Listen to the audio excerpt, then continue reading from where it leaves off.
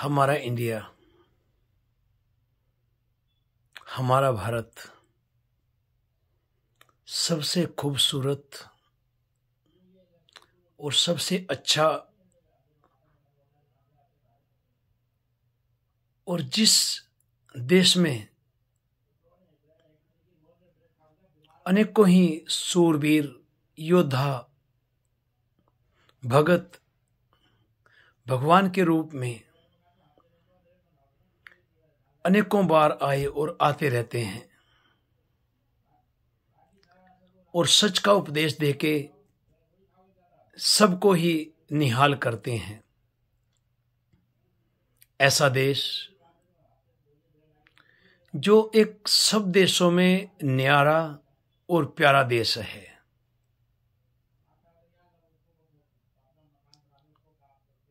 और हम कितने खुश नसीब हैं, हमारे कितने अच्छे भाग हैं, हमारी कितनी प्यारी किस्मत है, अच्छी किस्मत है, सोहनी किस्मत है जो हमें भारत में जन्म मिला। भारत भूमि जो हमारी मां कहलाती है, जिसको गुरबाणी गुरु नानक देव जी कहते हैं, पवन गुरु पानी पिता माता धरत महत। उस धरती को नमस्कार है, उस प्यारी मां को नमस्कार है, उस खूबसूरत मां के चरणों में बार बार स्पर्श है, शत शत नमन है। जिस मिट्टी से हमने जन्म लिया, जिस मिट्टी से हम पैदा हुए, उन 5 तत्वों से, उन सब को हमारा बार बार नमन है, नमस्कार है। आज से 100 साल पहले हमारा देश एक सोने की चिड़िया होया करता था, जो सब देशों में अलग था।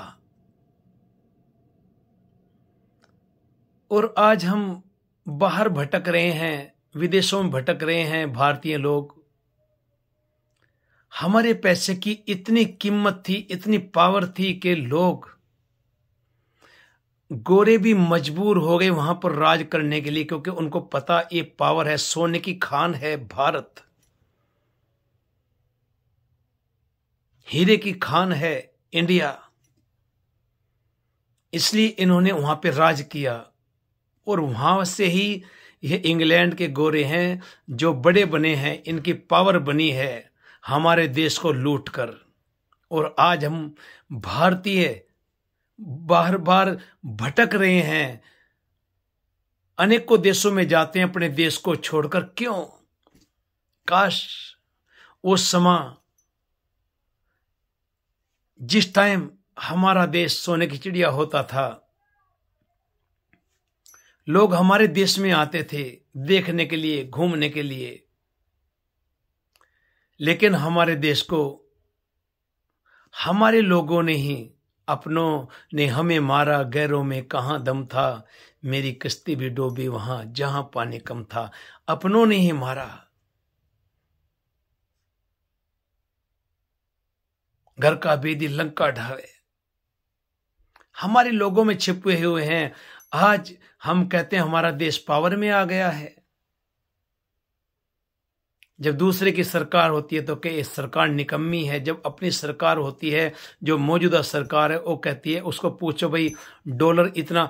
आज से 100 साल 90 साल पहले हमारा रुपया बहुत ऊंचा था। 13 या 14 रुपए डॉलर मिलते थे 1 रुपए के। 1 रुपए की इतनी पावर थी 1917 में, 1917 में।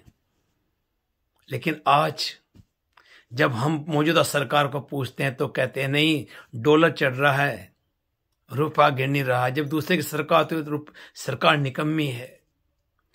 हम आंखें क्यों मूंदते हैं?